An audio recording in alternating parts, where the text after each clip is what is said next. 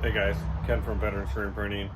Hey, today I'm actually changing out my pallet tape, and I've seen a lot of videos of people doing it different ways, and I wanted to show you my way that I actually change my tape on my press. So, as of right now, I've used this tape for about a month or so. Had a couple big jobs on it, so every month or month and a half I like to change it out so it's not hard to take off. If you wait too long to take this off, it will peel off in bits and pieces, kind of like it's doing now, but it's not that bad. But I've had it a lot worse, so make sure you guys are changing your pallet tape on a regular basis.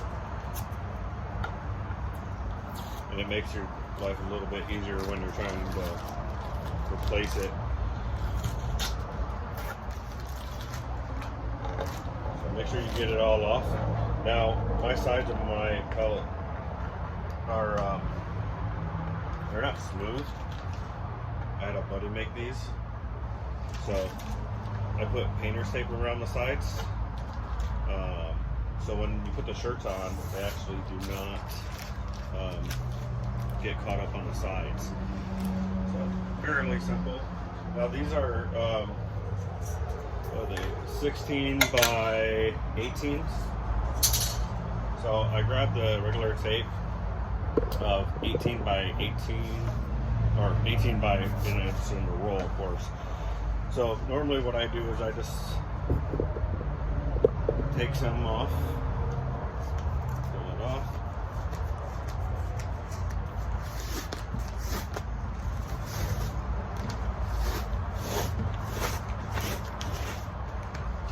Off what I think I would need. Take a box cutter,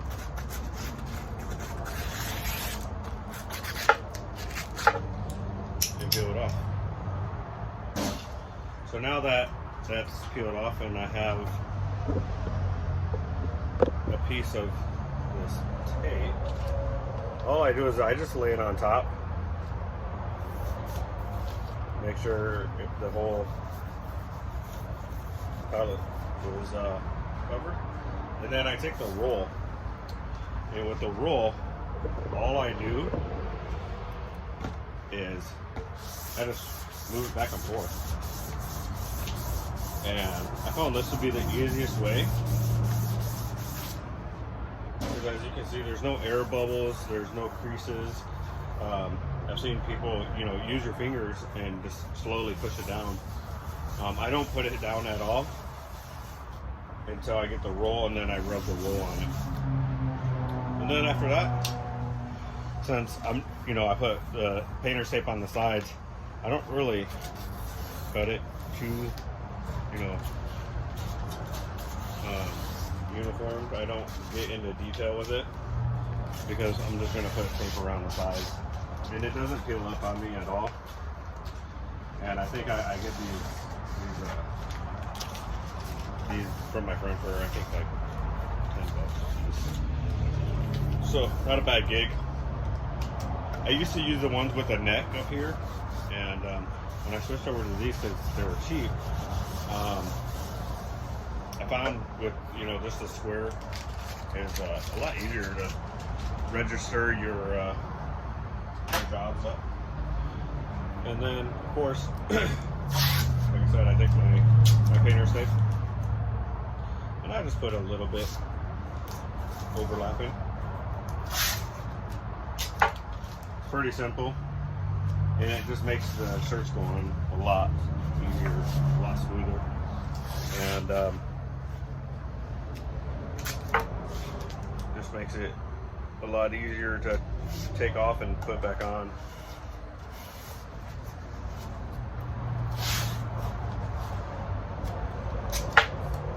And so I haven't made videos in a while. I still work out of the house and a carport tent in my backyard. I do work full time as well. This is kind of my side business, but I don't know, maybe not too much longer. We've been getting a lot more busy, so hopefully that continues. And then after I do this, I always do my registration marks, or my lines, to make sure I have everything. So this is 16 wide, so I go 8 in the middle, and then we bring the line all the way down. And so I also found a guy that was at an event, and he prints his own shirts, and I noticed that some were at different heights on the shirts, and I told him about this trick that I'm gonna show you guys. I actually got this from Liberty Graphics. They're on YouTube as well. So normally the color of a shirt is about 1 inch, so I come down 3 inches, and I know that this right here, if it's going to be a front or a back design, the top of the design needs to meet that line. 4 inches down from the back, 4 inches down from the chest. Also, if you're going to do a left breast, so 4 inches down and then 4 inches across. 1, 2, 3, 4. I make a mark. Now, I found this to be very simple and very easy for men's shirts. And then I had a couple female shirts that my wife wanted, and I noticed that this 4x4 was a little bit too much over. So what I started doing for females is I'd come over to about 3 inches or 3 1/4,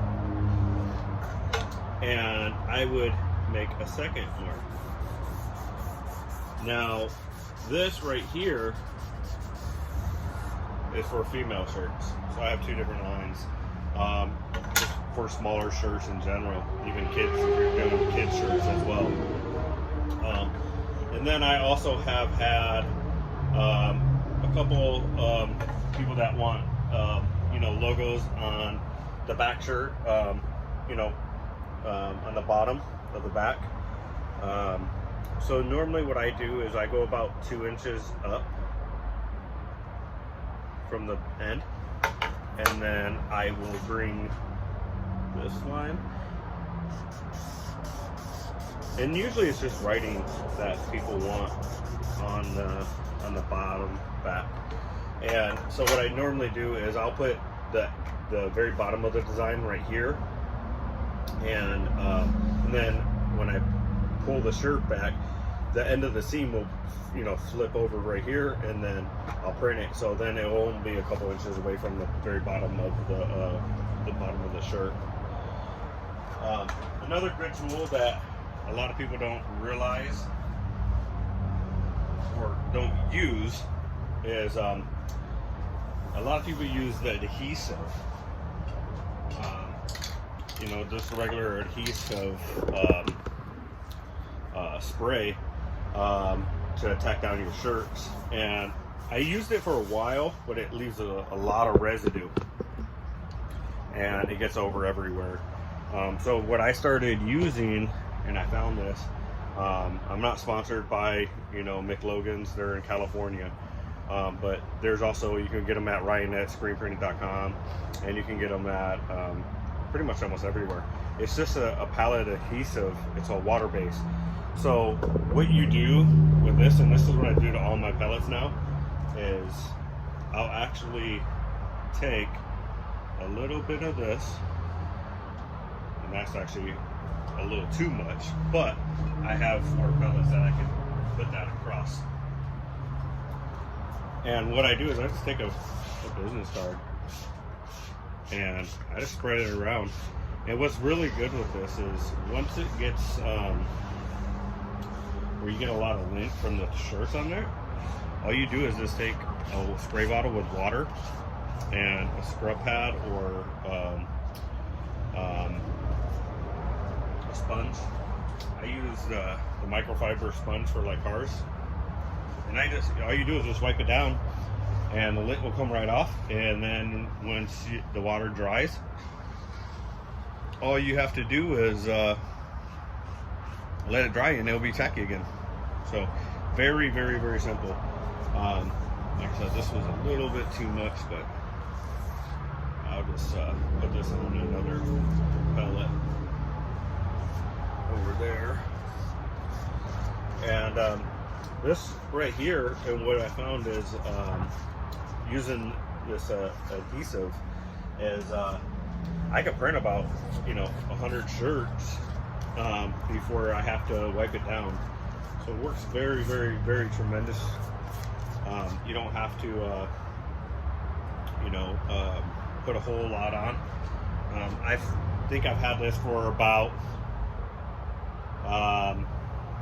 at least 6 months, and it's probably at least still half full, and it works very, very, very well.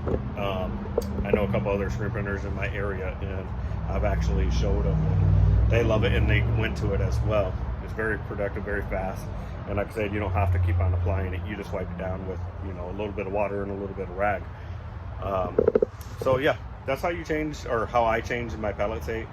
And I do my registration lines on the pellet, so every design and every shirt is going to come out the same. If you guys have any questions, leave the comments below. And again, this is Ken with Veteran Screen Printing. Like, comment, share, and subscribe to our channel.